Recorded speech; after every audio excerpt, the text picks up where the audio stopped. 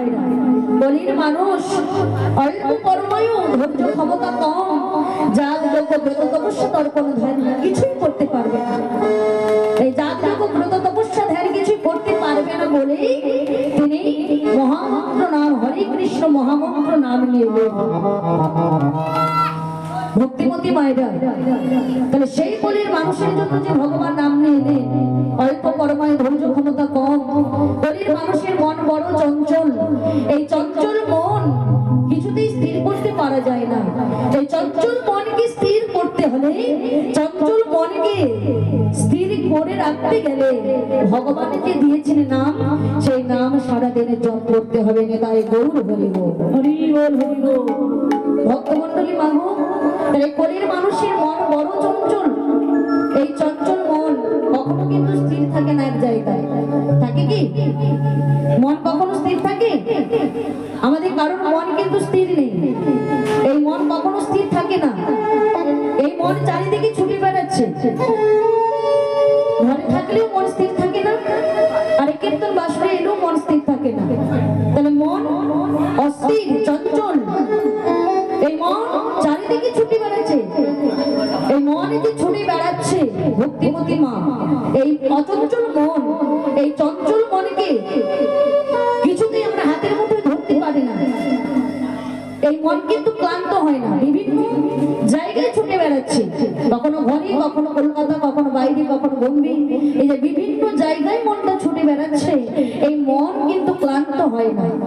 আমরা যদি 5 কিলোমিটার হেঁটে যাই, 5 কিলোমিটার হেঁটে যাওয়ার পর তারপরে আমাদের পা গুলো ব্যথা করে, আর ঠিক করে দাঁড়াতে পারা যায় না, ভালো করে চলতে পারা যায় না। তাহলে 5 কিলোমিটার হেঁটে গেলে তারপর আমাদের পা ব্যথা করে, কিন্তু মন ঘন্টার পর ঘন্টা ছুটছে, এই মন কিন্তু ক্লান্ত হয় না। এই মন ক্লান্ত হয় না, দুর্বল হয় না। তাহলে এই মন সকলের চঞ্চল, এটা কিন্তু বলা যাবে না।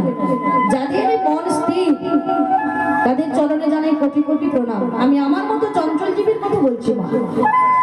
ভগবান শ্রীকৃষ্ণকে অর্জুন বলেছিলেন, সখা কৃষ্ণ, আমার এই মন বড় চঞ্চল।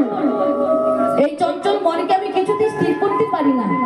তাহলে আমার এই মন আমি কিছুতেই স্থির করতে পারছি না। এই মনকে আমি কখনো পারবো না স্থির করতে। এই মনকে কখনো আমি আমার হাতের মুঠোয় করতে পারবো না। ভগবান শ্রীকৃষ্ণ অর্জুনকে বললেন, হে অর্জুন, তুমি চেষ্টা করলেও যেমন হাতে বাতাসকে ধরতে পারো না। পারি আমরা কেউ চেষ্টা করলে হাতে বাতাসকে ধরতে পারি? যেমন পারলি, হাজার হাজার চেষ্টা করলেও এই মনকে কখনো আমরা এক মুঠোয় করতে পারি না। আমাদের এই মন বড্ড চঞ্চল। এই চঞ্চল মন স্থির করতে গেলে, তাই গৌর হরি বল, তাহলে স্থির করতে গেলে কাকে ধরতে হবে? কার চরণ আশ্রয় করতে হবে? হরি বল হরি বল। তাহলে এই চঞ্চল মনকে স্থির করতে গেলে, এই চঞ্চল মনকেই যদি স্থির রাখতে হয়, তাহলে ভগবান বললেন আর কাউকে ধরো না, ধরো তোমরা গুরুর চরণে। নিতাই গৌর হরি হরি বল হরি বল হরি বল। যাদের গুরুর চরণ ধরা হয়েছে তাদের কিন্তু লক্ষ্যটা স্থির, তাদের মনটা কিন্তু স্থির। আর যাদের গুরুর চরণ ধরা হয়নি তাদের মনটা বড় চঞ্চল। তাই এই চঞ্চল মনকে স্থির করতে গেলে আপনাকে গুরুর চরণ ধরতে হবে। ভগবান শ্রীকৃষ্ণ চৈতন্য মহাপ্রভু বললেন, তোমার এই চঞ্চল মনকে যদি তুমি স্থির করতে চাও, তাহলে আগে জগৎগুরু নিত্যানন্দের চরণ তোমরা আশ্রয় করে নাও। কেননা জগৎগুরু নিত্যানন্দের চরণ আশ্রয় না করলে গৌর চরণে তোমরা পাবে।